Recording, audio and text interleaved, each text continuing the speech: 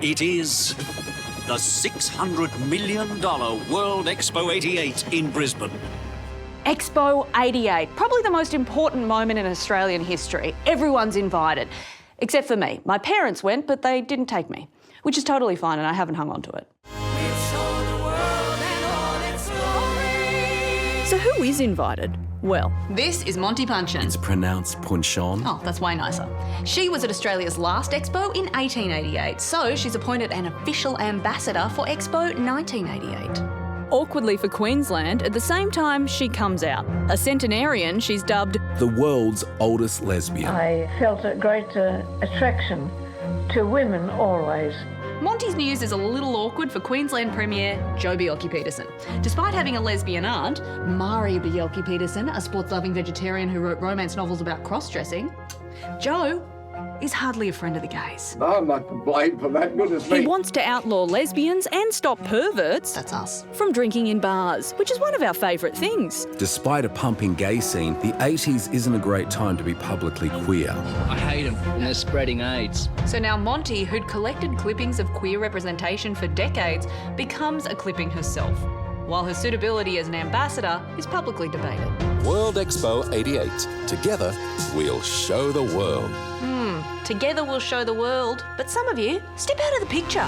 Let's all join together. This is an important moment. It's not just Expo, it's the Bicentennial. Australia's 200 years old, and for a sunburnt country, she looks great. What's her skincare regime? Everyone is psyched. Well, not everyone.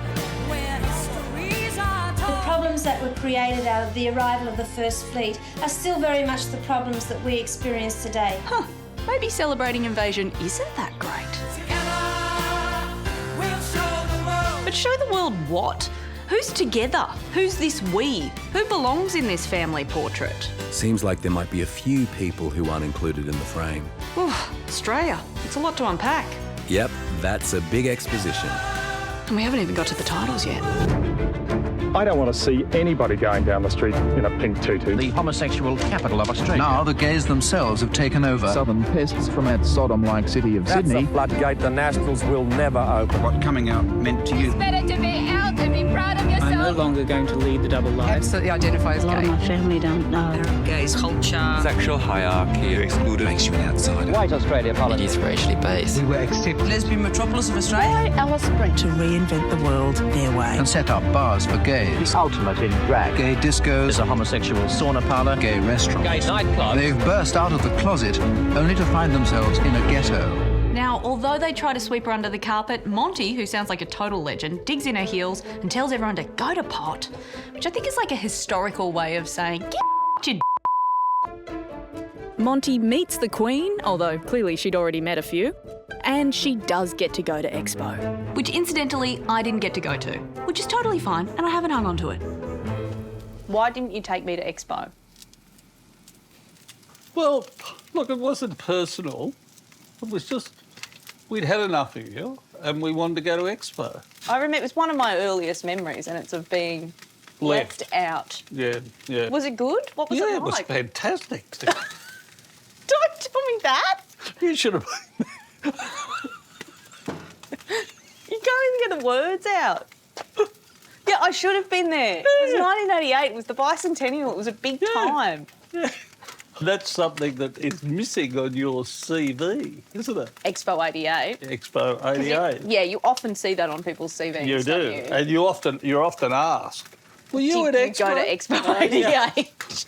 And I That's how can people say, bond. Yeah. Like, I mean, it does set up a special bond. Look, down at Federation Square last time we were down there, people bumping into people. Were you at Expo 88? Yeah. Yeah, I remember you. Yeah, that's right. That's what I they feel. say. And they say, you know what they do say now? What do they say? They say, Zoë Coombs Marr, do you know her? She wasn't there. I wasn't there. She wasn't there. She missed out. I did miss out. Anyway. It's on the outer. Did you feel like you were part of something bigger? Australia? Yes. Did you really? Yeah. At Expo 88? Yeah. It was an exciting time. Episode 3 is meant to sort of be about community, but you hate community. I don't like community much. No. It's not a viewpoint you really hear that much. No. I don't like community. No. I'm not all that fond of people either. No, you're sort of on your own in that viewpoint. Yeah. But that suits you. Yeah, it does, yeah. Do you think these chops are done? I think they're on fire. Unlike my dad, that's burnt. Many of us go in search of community. Especially us queers, because we're always on the outer. Think of Expo 88 like the world and queers like a 4-year-old Zoë Coombs Marr. Excluded, left out. It's a metaphor. Oh, that's very good. Really? No. Community, belonging, acceptance are all words. They're words. They are words. Okay, a lot of people might think that the queer community is like one thing. And sure, my ex-girlfriend's ex-girlfriend is my girlfriend's ex-girlfriend, but we don't all know each other. We're a bunch of different groups in sometimes uneasy coalitions with different spaces and different needs and different histories, and this is going to be quite complicated, isn't it? Yeah. Okay, come with me.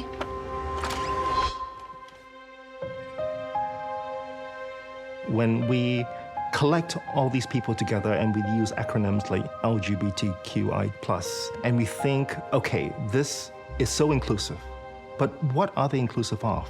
It's simply collecting people who aren't something. It's defined by what they aren't. And we're saying that all these people are alike and therefore we're putting them together, but frankly, they're not. Everyone is a whole bunch of different things, and we're all struggling to somehow synthesize that. And I think that as a common ground, that's a useful thought. We're all fighting for one cause, to be equal with everyone else. I'm a really big believer in coalitions because that's how you do change. I guess that connection of being isolated from the majority or the dominant group in community makes us kindred spirits in that sense. I think it's a really basic human need to want that sense of connection and community. And straight people get it so easily because like the whole culture just kind of is reflecting their way of life. But, you know, we queers have to work a little harder to find it. Community. What is it? Where does it live? How can we lure it out and catch it? Maybe I'll find some here in this. It's a sauna. Oh. It's a gay sauna. Always wondered what goes on in these places. All rooms have got lockable doors, lube, condoms. They've got vinyl mats for the ease of cleaning. And easy on the knees, right? Easy on the knees. So what we've created here is a small jail. Okay, yeah, okay, I can see that. So, all right, so we... Here you've got bars on this side, so you could actually stand here and be played with through there or through there. Okay. You could have anal sex here if you want to. Through the bars? Through the bars, yeah. The idea of the sauna as a place where men met each other for sex, I think certainly can be traced back to the 19th century. There is a still existing sauna in Vienna, which it was known was frequented by members of the Austro-Hungarian royal family who used to meet members of the royal guards in the sauna. As far as I'm aware, the first sauna in Australia was set up in 1968 in Bondi Junction. So, we have gay liberation, and it was also a time of sexual liberation. The gay sauna is the Roman bath, and the speaker, Dennis Altman. They talked of gay liberation and they toured the Roman baths, although no one was daring enough to get off his gear and dive in. I have always defended saunas as probably the only particular gay space that is almost unique to gay men. They're, connecting in these spaces. Sometimes they're also having drag shows and performances. They might have had a cafe there as well. And a lot of them also had gyms. One-stop shop. Indeed. So this is what we class as a heavy-duty porn room. Okay. We have a sling that they can lay in there. This particular room gets a lot of action. This is called a fuck box. Am I allowed to say that? If that's what it's called. Well, local people that come here started calling it the pizza oven. I can see why. Yeah, I'm getting too old for this. So you would put your feet, your legs into there, into the sling. Oh, and then you just... And you would wait for anonymous sex. And just wait. Yep. Wow. saunas are often a place where young gay men who are otherwise probably excluded from a lot of community activities will go. And it's not just about the sex, it's about a connection and a longing for somebody who understands what it means to walk through this world as a queer person. So I think it's actually a very important part of gay male culture, and of course has a particular role in the history of the AIDS epidemic. They were key sites for safe sex messaging as well, for testing and for the provision of condoms and material like that. So, you know, they performed, you know, a whole lot of functions. The bathhouse advertising shows a muscly man taking off his pants, and it's this activity, especially in the bathhouses around Sydney, that angers the Reverend Nile. In Australia, unlike the United States, we did not shut down the saunas. We saw them as places to reach people with messaging and with prevention. And I think the comparative record between Australia and the United States bears out that was a very wise public health decision. Okay, so we're at the succatorium, right, and we're on a lower level. So what it is the split level glory hole. Those dots denote the amount of holes inside that room. Yeah. So you could play with someone beside you or be, say, giving someone a head job that's in front of you. So it's like this? Yes. That's the 3 hole. Okay, this is the... Oh, okay, I see. As a lesbian, I'm quite impressed with the carpentry going on in here. This is the upper level now. This is the upper level of the succatorium. Yeah, so this is a person would be expecting to get fellatio. Yes. This side. My crotch is at head level. At head height. Oh, yeah, okay. I see. You can stand there and you can still watch the porn across the other side. You certainly can. With the holes that are in this cubby, you get some front action, you get some side action. Yeah, we could hold hands. I don't think we will, but... No. No, that's immediate no. So you might be looking at a man of your dreams on the screen. I haven't met the man of my dreams yet, on or off screen. But, you know, who knows? Still hoping. Okay. It might be here. Oh, hi, Rhys. Hello, Zoe. Come here often? Absolutely not. Why have you brought me here? I don't know, thought we could spice up our marriage. Well, why don't we heat it up in the steam room? Okay, I'll see you down there. Okay, I'll finish up. Rhys Nicholson is a comedian. And a gay. They're also my husband, for real. We got married as a protest about marriage equality in 2016. Happiest day of my life. Is this what you thought married life would be like? Weirdly, yes. This is a true marriage of convenience. Yeah, fully clothed in a steam room. It's a marriage of inconvenience. You come here often? Oh, yeah, just over there. Good one. Do you ever, seriously though, do you ever come here? No. And it's so not my vibe. And I do not mean that in a judgy, well, I feel like I'm one of those queer people, and this is maybe inherent in, it's one of the problems with our community sometimes, is that we faction ourselves up, and I always thought of myself as like, well, I'm not one of those types of gays. Like there's this weird inherent connection to sex. Like... Well, because we have to come out to our parents, and which is essentially saying, I like this kind of sex. It's when I told my parents I was queer, I was essentially, there was an underlying feeling of like, hey, just so you know, there's going to either be something in my butt or I'm going to be putting someone in someone else's butt. Yeah, it's just a really, so you know. Well, it's a really weird thing that we have to sort of confront early on, and then you're like, sort of inherently sexualised for the rest of time. I don't understand why there's this whole process that you have to come out and say it. Yeah. I never had to say to anybody who I wanted to have sex with, nor do I want to, and feel he stayed over. Yeah, I remember sort of coming out to you, I guess, in the car, in the car park, while Mum must have been in the shops. Do you remember that? So I want this to come across as loving. No. I don't think so. So I have no recollection of it, and I don't mean it in a harsh or unloving way, but it doesn't make any difference to me. No. It's not like it's something that I think, oh yeah, that's really important about why you're my sister or why I love. Like, it just doesn't register. Do you remember the conversation we had in the car? Oh yeah, really vividly. I remember I said, you know, blah, blah, well, you might sort of know this, but she's my girlfriend. And you were like, And I was like, yeah, I'm gay. And you were like, yeah, I know, whatever. Do you reckon Mum will get us some donuts? I first came out to Mum. We were driving in a car, like most people. I've heard a lot of coming out stories in cars, I guess, because you can't escape, right? Yeah, it's a Like- safe space. You're not making eye contact. No. You can jump out if you need to. I was driving at the time, so it would have been a bit awkward. I came out on national television, which I have to say is something I highly recommend because it means you don't have to go through an awkward conversation with lots of people afterwards. He argues that homosexuality is as equally a valid form of human sexuality as is heterosexuality, that gay is as good as straight. So by being out, gay, proud, and a visibility thing, that will take away or change that mystique. You know, we'll become human beings. I do. Do you want to next? Yes. You can get some from. I mean, how many people have to come out to 25 million people? Let's be honest. I would say I am like gay, gay, gay, gay, gay, gay, gay, a little bit not gay, gay, gay, gay.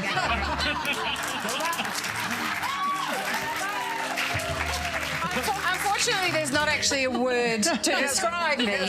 So I have to, you know, express myself through the medium of the dance. You came out. You'd already come out. Yeah. I mean, well, that's... We knew. I know.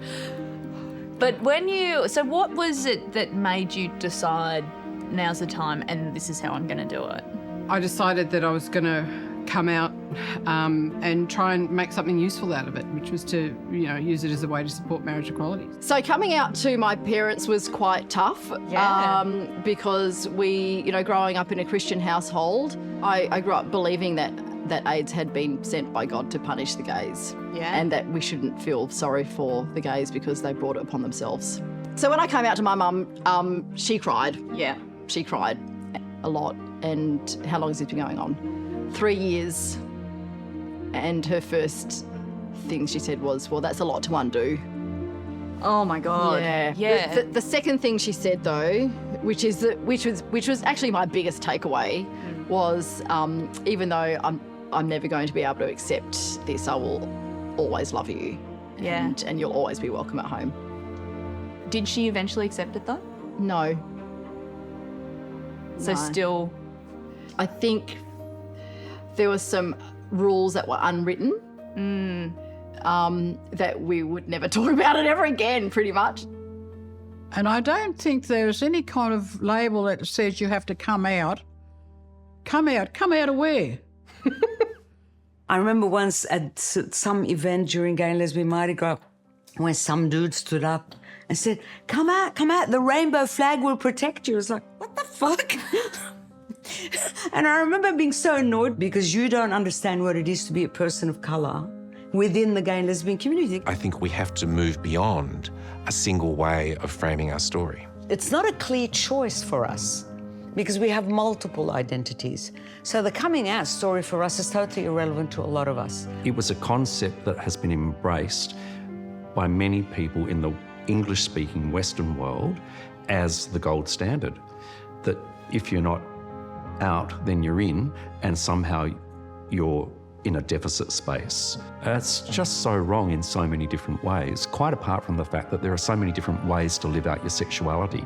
You don't have to be out. It's not about coming out because people still live with their families, say, and their families might know, but they just don't talk about it. It's that unspoken thing. All of my family have known forever about my life and the details of my life. We just haven't talked about it in terms of an out sense. It just meant that I wasn't out in a Western way.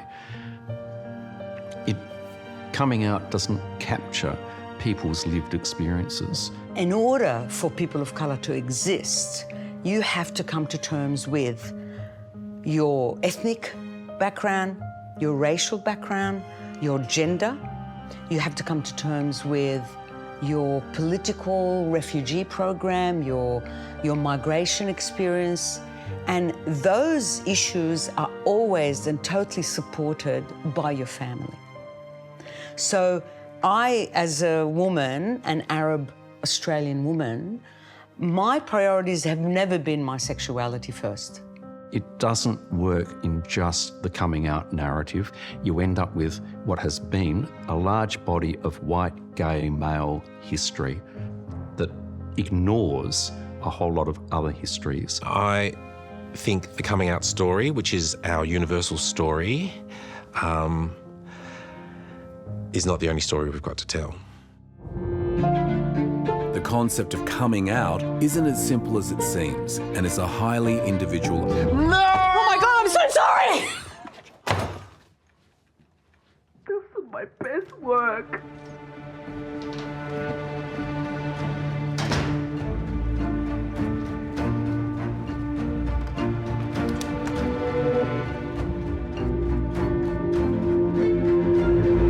I didn't have a hard coming out anyway, so I was very lucky that way, and so I didn't really have to deal with any kind of internal demons about the people I wanted to have sex with. Whereas somewhere like this, if you were working some shit out, come and work it out. I feel like this is the place. There's a bunch of right here. I suppose that's why we need those sort of safe spaces, like traditionally why we've kind of had them, because you can't, not everyone can be out and gay and themselves fully in the outside world, so you have to create these little sanctuaries.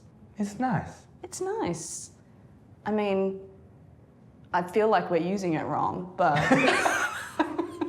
Quite frankly, I've never been into a so-called gay bar. It's the last real old-style night show left in the Cross. The golden city of the gays. A welcoming indicator to the gay community. A lot of people leave small towns. Darwin's only gay bar. I think gay people like a sense of community. Providing venues. All of them homosexual. Where gay people can let down their guard. To feel that they are safe. No one's judging. Gives you the space to exist. I feel like I always see you in like gay, really gay scenarios. It's like the most gay you can get. Yeah, Mardi Gras. Drag nights. When I think of gay, I actually think of you.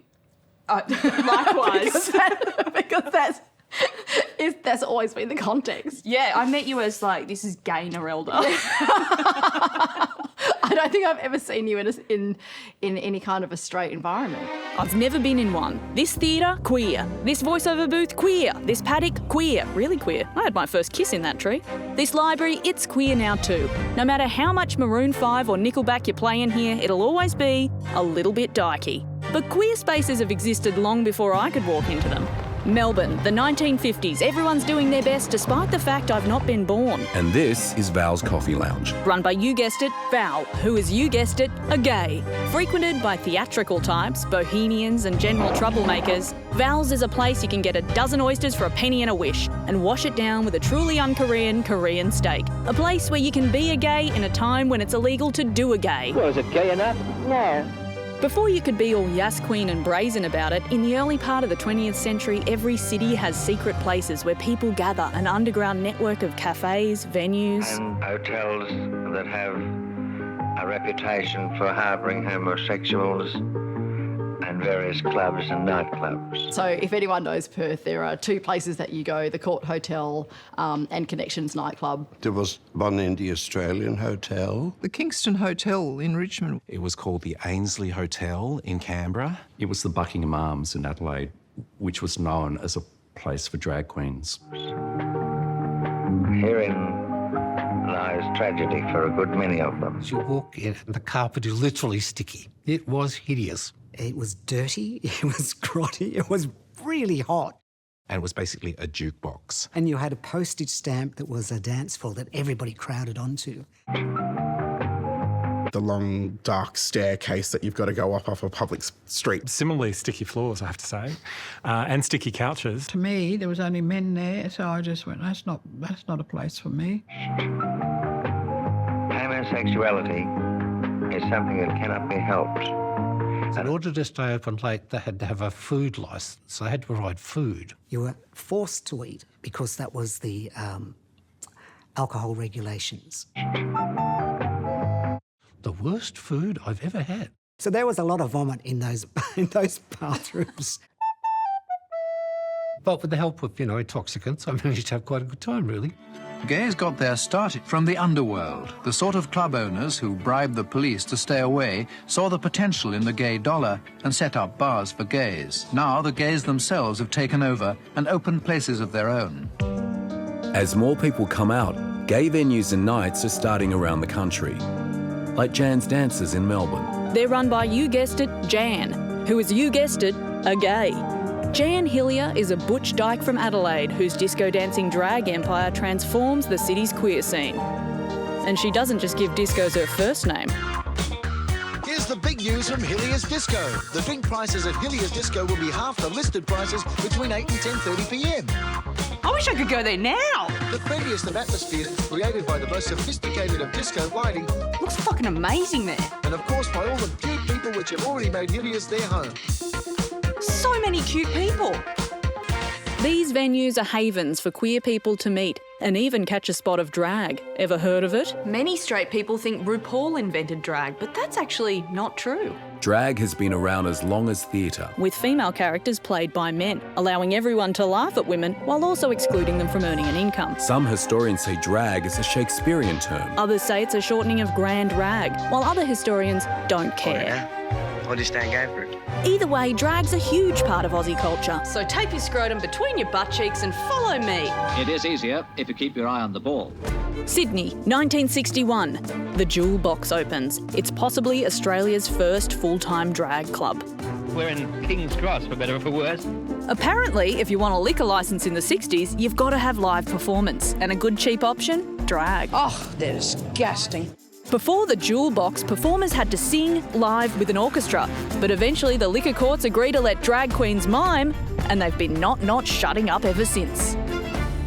An all-girly show that was all men. The Jewel Box becomes lay girls, and King's Cross becomes home to a thriving subculture of drag artists and trans women, as documented in the book The Drag Queen Scene by Roberta Perkins, who I assume you've heard of. What? You haven't? It's almost like queer history's been erased and kept in the margins. You know, someone should do a history documentary about. But Lay Girls isn't the only show in town.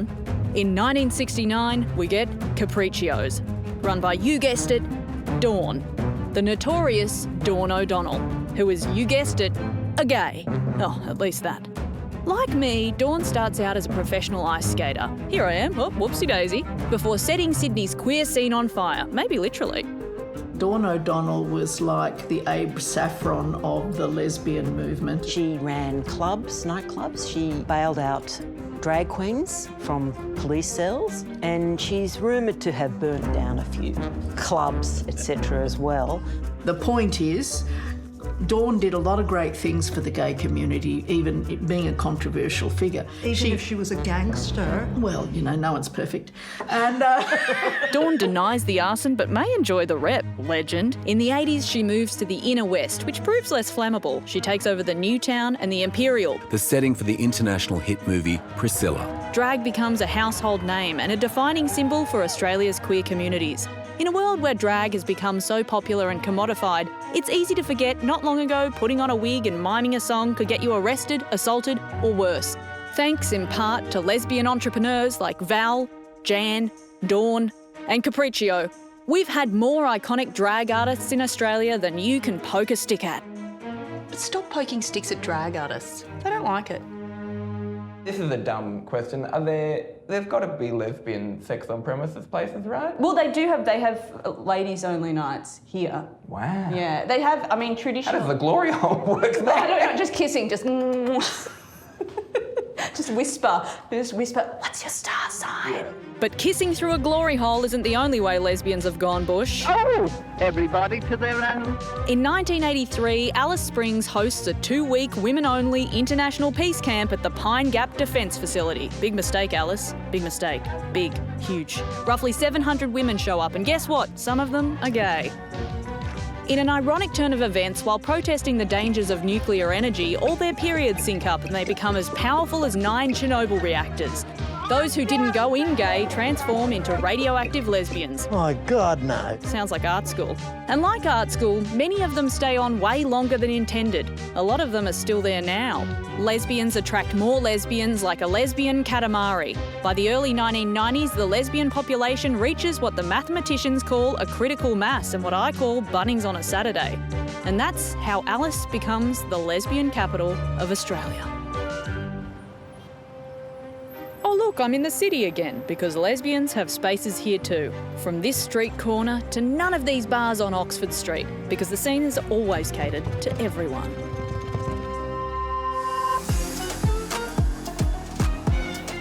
There was nothing like non-English music being played in a club that you could dance to. Fadia would have these amazing parties at her place, in her lounge room, because we wanted to dance to our music. We wanted to dance to Arabic music. Alisa said to me, let's do this. Let's just play Arabic music in a club and get people to go to the club, and we'll dance in a club with proper music, proper lights, like dance floor. Yeah. I said, Ghazal, who's going to go? We counted our friends. Yeah.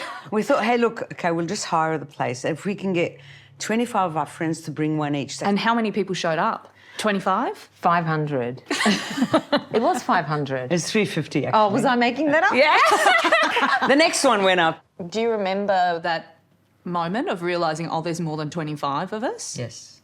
I remember people screaming. I was taken back. I was like, I remember this Turkish man who looked so straight till he took his shirt off. And he walked in, the music started, and I remember he ripped his shirt off. It was like, wah! And like you could just see it in people's faces. Basically, it opened up the opportunity for them to come to terms with their sexuality.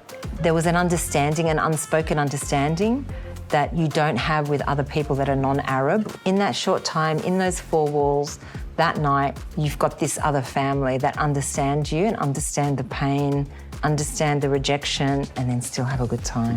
And you just felt like, oh, we're here. We're actually part of this community in a different way. And we have a presence where, I don't think we had a big presence before that, or any presence, actually. If you're an Anglo-Australian, you belong in a particular space in this world, in Australia. There's a sense of belonging. But when you're a person of colour, you never experience that sense of belonging. I think white Australians take it for granted. Welcome to Australia, to your new home. It's really good to see you. Australia's increasing population. Big ships continue to bring migrants to Australia from the far side of the world. Soon become outnumbered here. Keep it white if possible. It's called very bluntly the White Australia policy. That kind of attitude is out of date. My mother dreamed of a better life. See, there's a sexual hierarchy. You quickly realise it is racially based. You tend to think being gay means you're not part of that culture anymore. Many of these people are dealing with very complex issues, not only of ethnicity, but of acceptance within this community. My initial naive idea was that I was going to, go into this world of gay men and was going to, welcome me with open arms and open legs, and I was just going to, make my best friends for life and sleep with a whole bunch of people. And well, that's a good way to make friends. But actually, it was more complicated than I thought. I can still remember really clearly in the late 70s, one of the gay activists saying to me, you can't be gay because you're Greek. What I learnt was that there was a racial hierarchy, and white men were at the top of that. There was this huge conniption around being ethnic. I would go off like all the other Greek boys and get married and have a family and have sex with men on the side. If you were Asian, you were a subcategory within the whole gay world. And First Nations men as well were also somewhere near the bottom of that hierarchy. The white same-sex attracted men, as my black friends used to say in the talk of the day, they all wanted that black cock, but in the light of day, they would ignore those black people. As one of them used to say to me, the blacker the berry, the sweeter the juice. Were the white gays saying that? Oh, yeah, we were fetishised. The blacker the berry, the sweeter the juice. I've heard it in a Tupac song, but Absolutely fetishised. There was a sauna in Sydney when I was living there. It was called King Steam, but it was known in the gay scene as walking sticks and chopsticks, because it was older men and Asian men. It's all about spaces and the inheritance of space.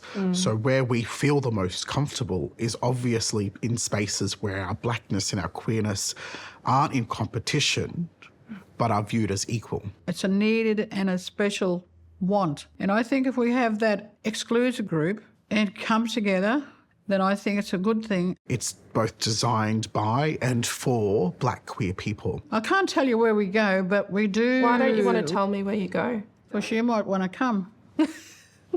No, sorry. You can come Oh, she did let you come. Oh, she let you come too. Uh-oh. Fashion faux pas. Auntie Dawn, you and I came dressed in the same outfit. I know. No, but look here. How embarrassing. Look at this big long fella, look. That is a big worm. Ew. That was a big worm. Would All you? right. Where's the best spot for us to stand so we don't get a hook in the face? Good one. No, you get scared of fish. What will happen if a fish comes? Yeah, there's nothing. I will get into a bit of a tizzy. Bit of a tizzy, I'll probably vomit. Hopefully that way. All right, well, look after yourself, but great telly. Hey! Yeah, she's still got it. Still got it. Always had it.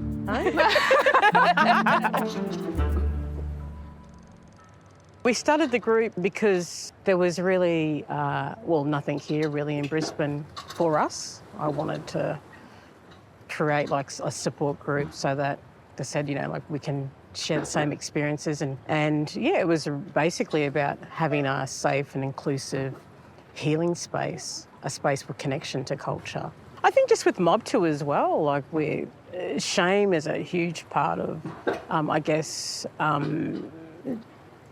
don't know, like the culture, I guess. Yeah. And I think being like a minority within a minority within a minority, Yeah.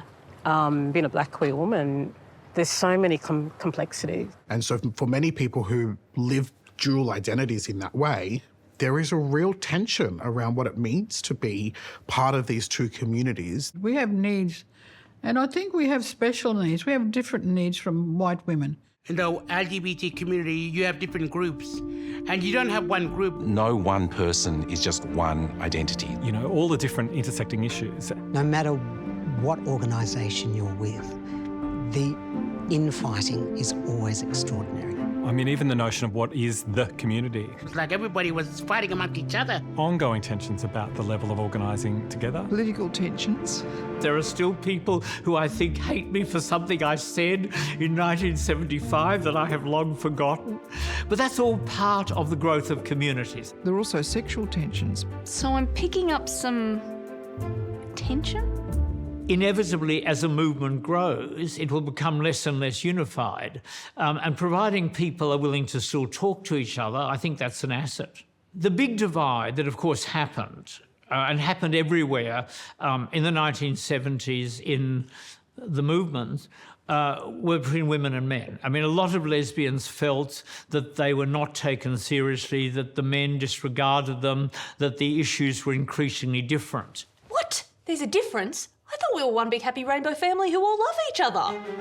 In 1973, Amazon Acres is set up in New South Wales. What on earth is this outlandish place? Well, it's a social experiment, a radical separatist reimagining of society without men. Duh. And it's still there, a secret women's clubhouse with a no boys allowed sign written in menstrual blood, where women ride horses naked and give each other haircuts and Labras tattoos. I imagine. I don't know. They wouldn't let us film there. If a woman wants to do, she wants to do, doesn't she? But what about the fellas, is a sentence I rarely say. In 1973, Mandala is set up on the North Coast.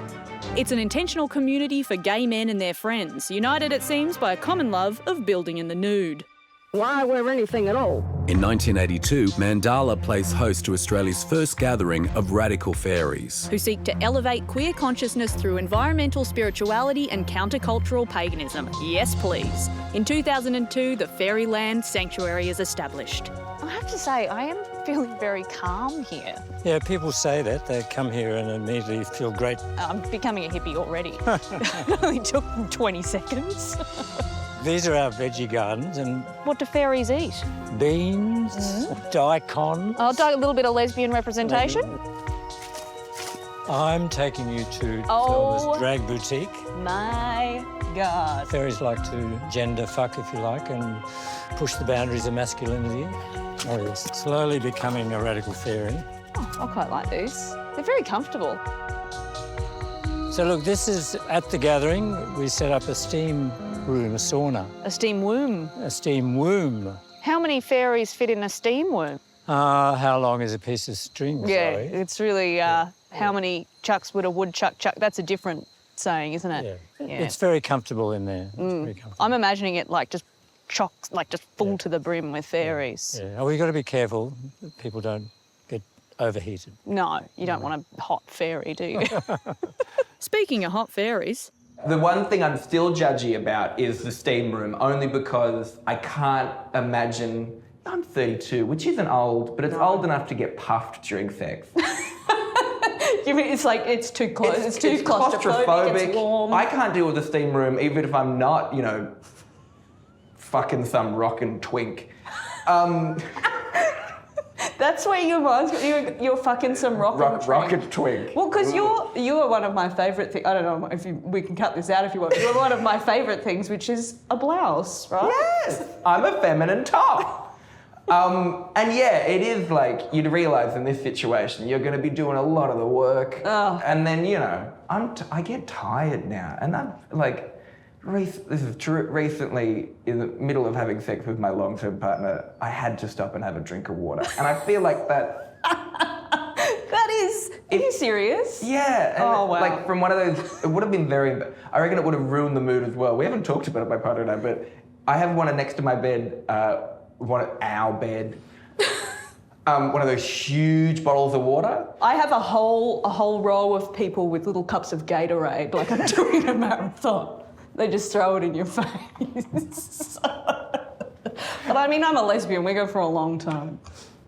And there's so much work you got. Arduous. Like cracking It's a lot of time. I mean, all sex is ridiculous. It's funny and squelchy and weird. And to be alive is disgusting.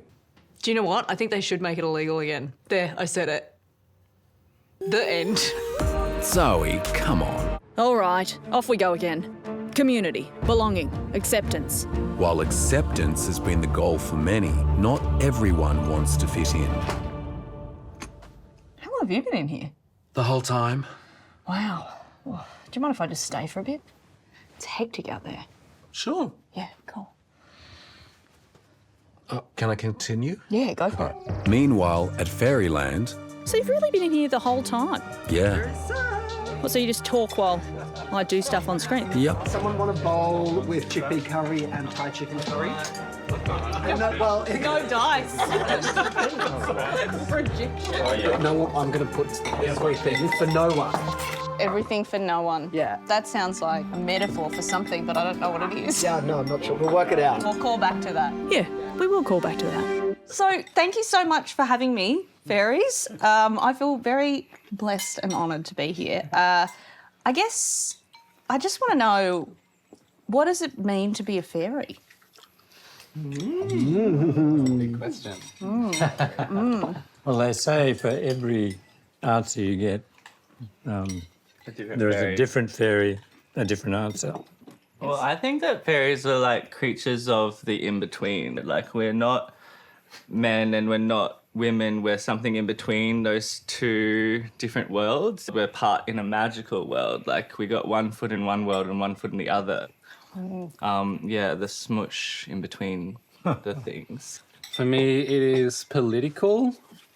It is about self-healing and growth. It's about community. It's about creative expression and spirituality. The political part of it is, I guess, pushing back against the heteronormative world out there.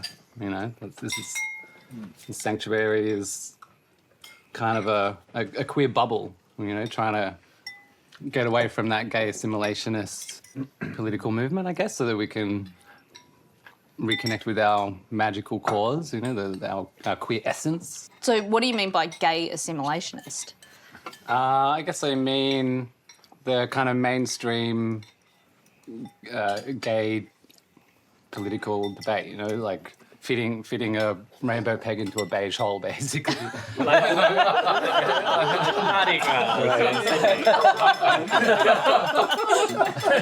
don't know if I've ever heard that summed up so well. Yeah.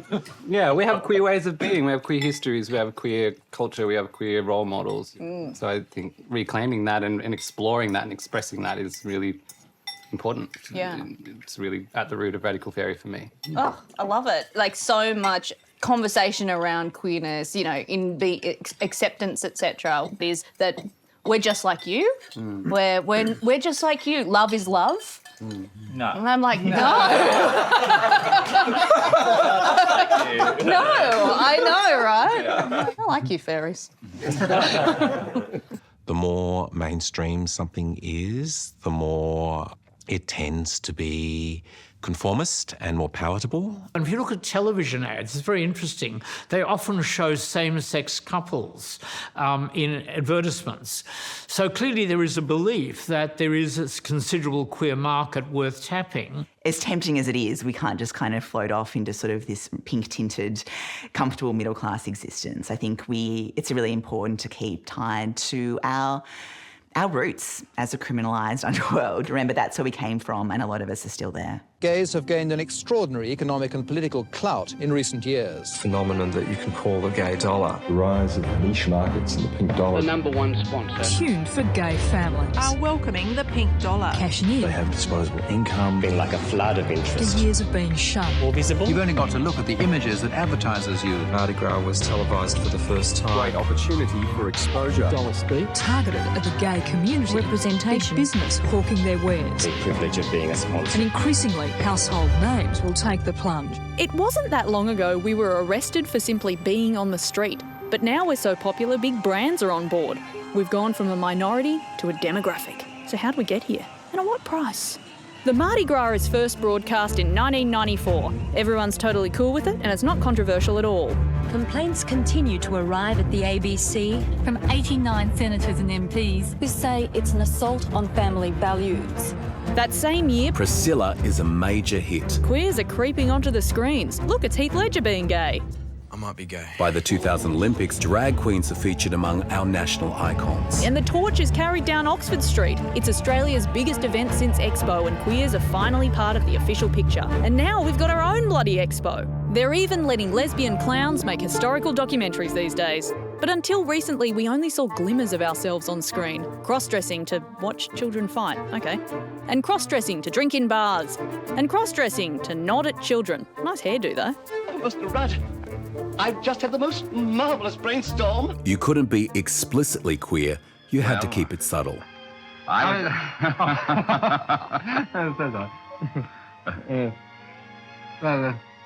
Good night. Good night. Ooh, is it hot in here? I thought I said subtle. In 1970, the set actually goes there. I love you. Moving beyond the sissy stereotype, it's the first Australian film to centre queer characters. You wouldn't even know what to do with a woman. From that point, Australia forges ahead, leading the world in queer on-screen representation. The homosexual. The soap number 96 gives us TV's first openly gay character. And the first trans character. And you really don't mind me not being a girl? Played by a trans actress, Carlotta. Australia has the world's first scripted gay kiss, just beating the UK by a couple of days. Beautiful.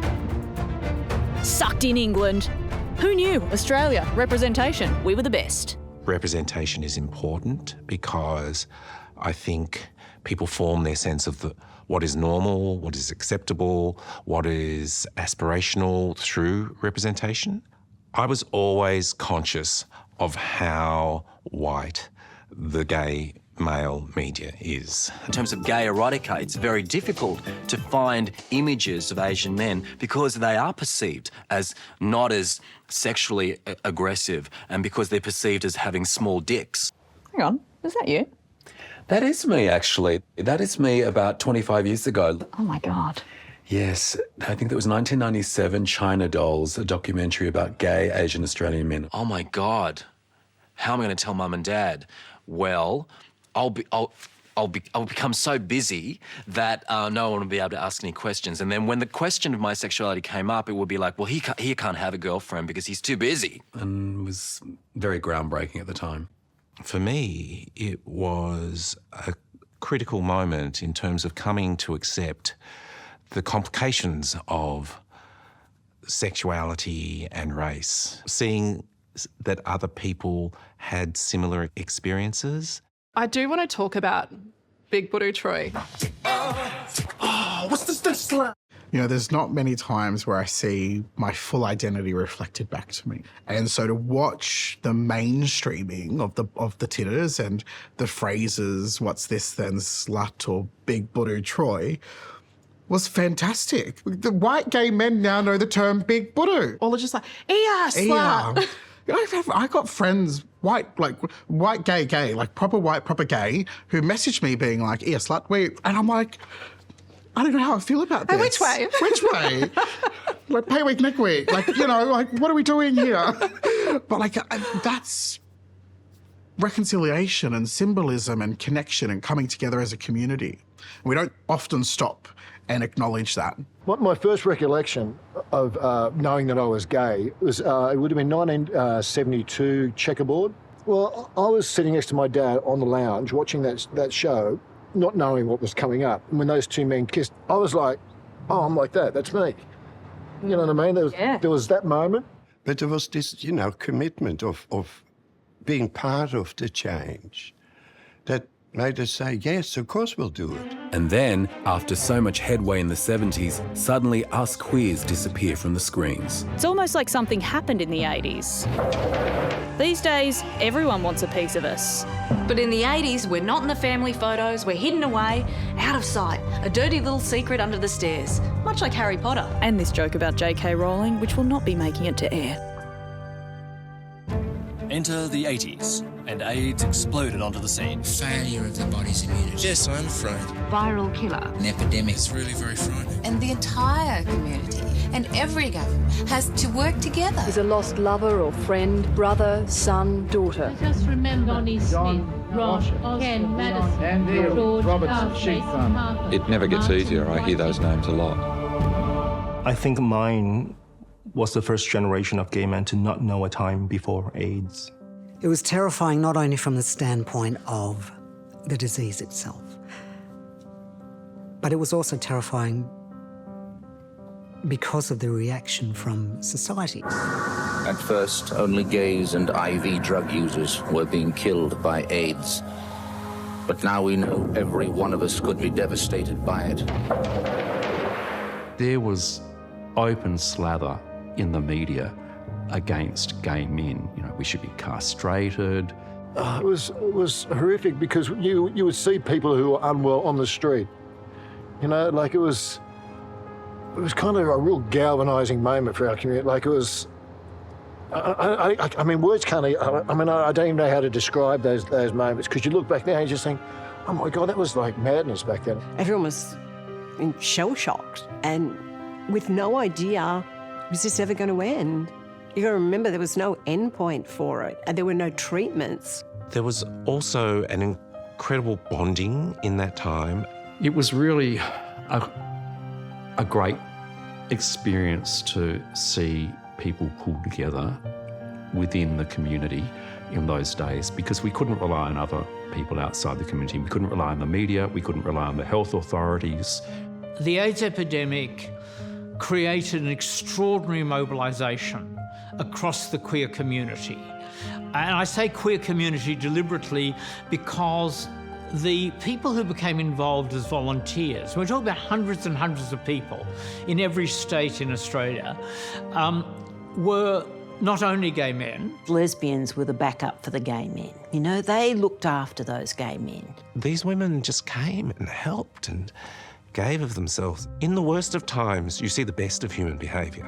And I think that that's actually something that we need to acknowledge and we need to be grateful for. To be frank, I didn't think we were going to make it out. I think gay men were going to die as a species, and that we were going to go out fighting. ACT UP would have these die-ins. We won't wait! AIDS drugs now! We are angry because lack of action is destroying our hope and our lives. The aim of the process was to draw attention to the plight of people with HIV and AIDS, because the system was really apathetic. It just needed a lot of public pressure. The famous action was probably D-Day in June of 1991, where there were simultaneous actions in Sydney, Melbourne, Canberra, and Brisbane. The one in Canberra got the most media coverage because a couple of ACT UP activists got into the House of Representatives and jumped to the floor of the chamber protesting. The attendants will remove those people from the gallery. In Melbourne, the chapter there, they ripped up the floral clock, which got a lot of media coverage, quite adverse media coverage. And their point was that these flowers will grow back, but our friends won't. A weekly routine would be opening the Sydney Star Observer to look at the obituaries to see whether someone you knew had died, and pretty much every week you would see someone, a face that you'd seen in a bar, a friend of a friend. So I went to more funerals in my 30s than I'll probably go to for the rest of my life. It was a very emotional time. Like, you felt life absolutely at its fullest because the only thing that makes life meaningful is death. Gordon Cass, Greg Nemmer, for those who died alone, Robert Stewart, and Susie. I think it's a miracle what happened, that the miracle drugs happened, in 1994, because things were getting worse every year. And then AZT came in and triple therapies and everything kind of turned around. And I then eventually realized that this was actually a story with a happy ending. It was a story of, a community coming together and a triumph happening because of it. And that then we all had the responsibility to tell the story because it had a happy ending. I don't believe in stories with sad endings. I don't tell them. I think, what's that old adage?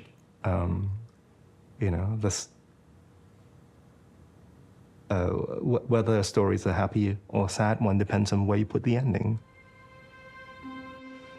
Every story has to end somewhere. And our story ends here. The progress has been extraordinary. And here. Responses, 7,817,000.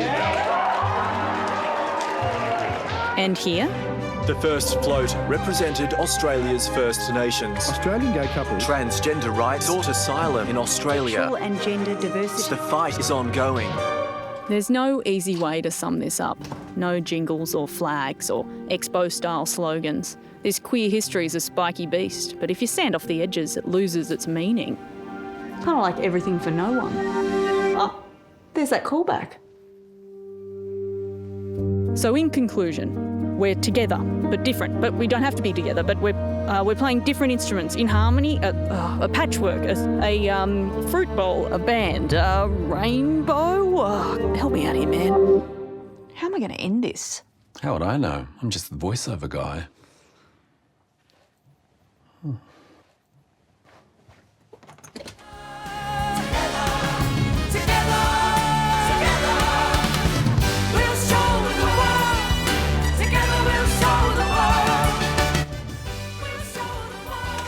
Nah. Like, you asked me a question, I want to ask you a question. Who are you in this community? That's a very big question. Gosh, that's such a hard question to answer. I don't think I've often thought about that. The link to our culture and our practices and ideas of gender expressions and sexualities will forever remain a part of us. All of us have a story to tell here. All of us have a perspective and an understanding, but none of us get the whole picture. We have to keep prioritising the voices of the most vulnerable amongst us. Without one voice being privileged over another voice, we're all part of this whole kind of like three-dimensional matrix of power. These parts of us are intimately tied to what it is to be human. It's tricky. And messy. But hey, what's the alternative? A dialogue that is dominated by one party, that isn't messy, that isn't complete.